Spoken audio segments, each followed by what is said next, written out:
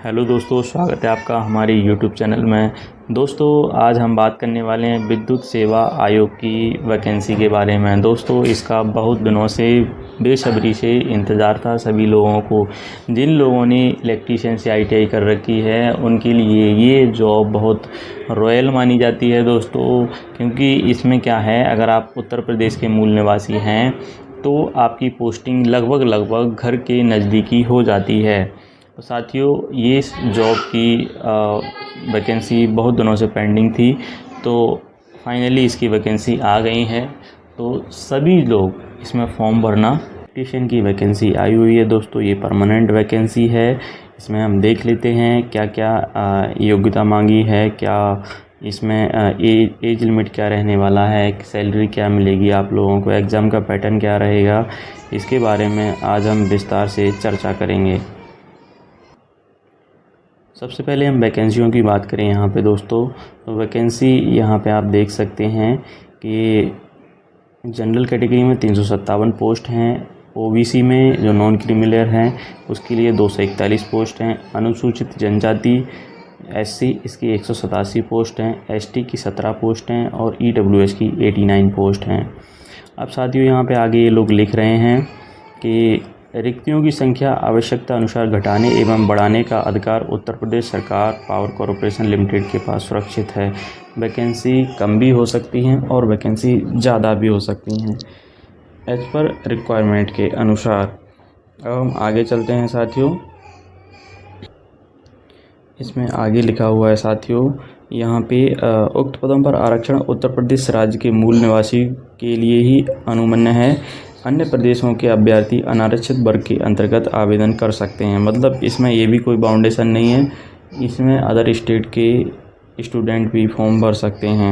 इसमें सैलरी की बात करें तो वेतनमान 7वें वेतनमान आयोग के अंतर्गत वेतन मैट्रिक्स लेवल 4 का 27,200 आपका बेसिक रहेगा और इसके अलावा आपको डीएनएस अलाउंस, एचआरए सभी प्रकार के जो भत्ते मिलने चाहिए वो मिलेंगे और आपकी सैलरी करीब 40 से 42,000 रुपये के आसपास बननी चाहिए स्टार्टिंग में। अब हम इसमें एसेंशियल जो क्वालिफ़िकेशन है इसके बारे में हम बात करें यहाँ पे दोस्तों, तो माध्यमिक शिक्षा परिषद उत्तर प्रदेश की हाई स्कूल या समकक्ष परीक्षा विज्ञान एवं गणित विषयों में उत्तीर्ण होने के साथ नियमित छात्र के रूप में निम्नांकित ट्रेडों में से किसी एक में द्विवार्षिक अखिल भारतीय अथवा राज्य व्यावसायिक प्रमाण पत्र एनसीवीटी अथवा एससीवीटी का होना आवश्यक है।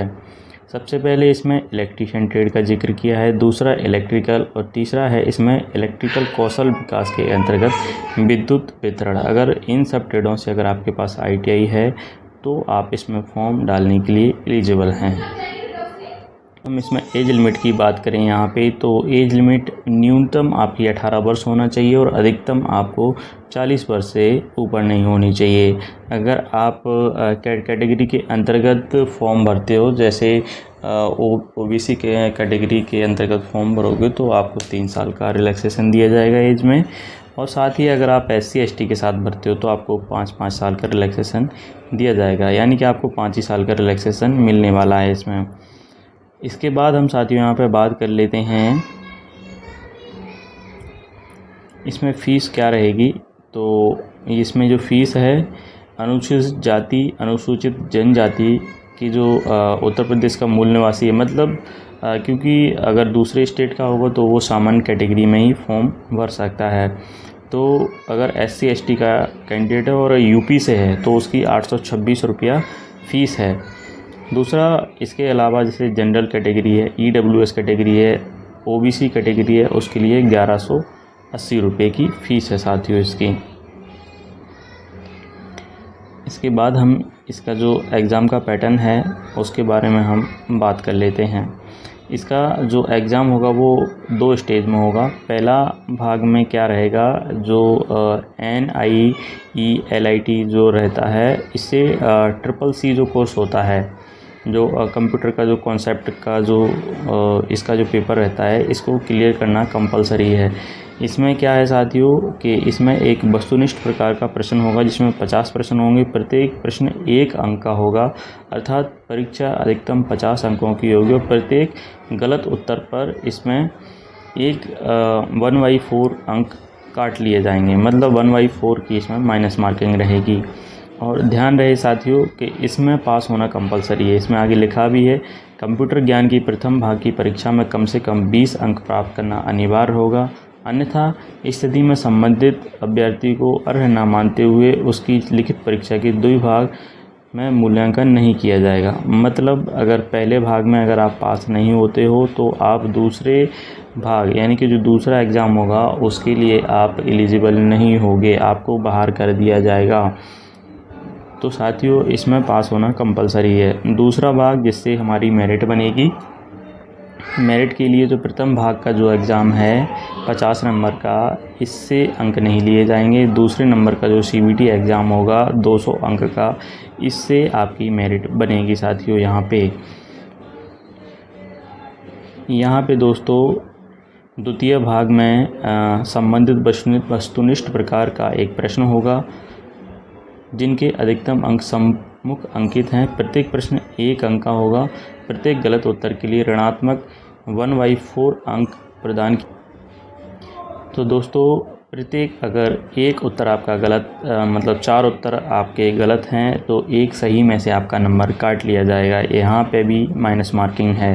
अब हम बात कर लेते हैं साथियों, इसमें जो क्वेश्चन रहने वाले हैं, यहाँ पे सामान्य अध्ययन एवं तार्किक ज्ञान के 20 प्रश्न होंगे और 20 अंक के ही होने वाले हैं। इसके बाद हम बात करें सामान्य हिंदी की, तो हाई स्कूल के इसका स्तर होगा, इसमें 15 क्वेश्चन आएंगे 15 नंबर का। इसके बाद सामान्य अंग्रेजी 15 क्वेश्चन रहेंगे और 15 नंबर के रहने वाले हैं। इसके बाद यहाँ पे तकनीकी विषय ज्ञान यानी कि जो आपकी ट्रेड थ्योरी है वो 150 अंक का होगा और इसमें 150 ही क्वेश्चन आने वाले हैं दोस्तों। तो दोस्तों इसमें 4 सब्जेक्ट आने वाले हैं, आपने देख ही लिया है, जैसे सामान्य अध्ययन, तार्किक ज्ञान, सामान्य हिंदी, सामान्य अंग्रेजी और आपका जो ट्रेड का जो सिलेबस है उसके आधार पे 150 क्वेश्चन आपसे पूछे जाएंगे। अगर आपकी इलेक्ट्रीशियन ट्रेड है तो उससे 150 क्वेश्चन थ्योरी के आने वाले हैं। अब यहाँ पे लिखा हुआ है साथियों,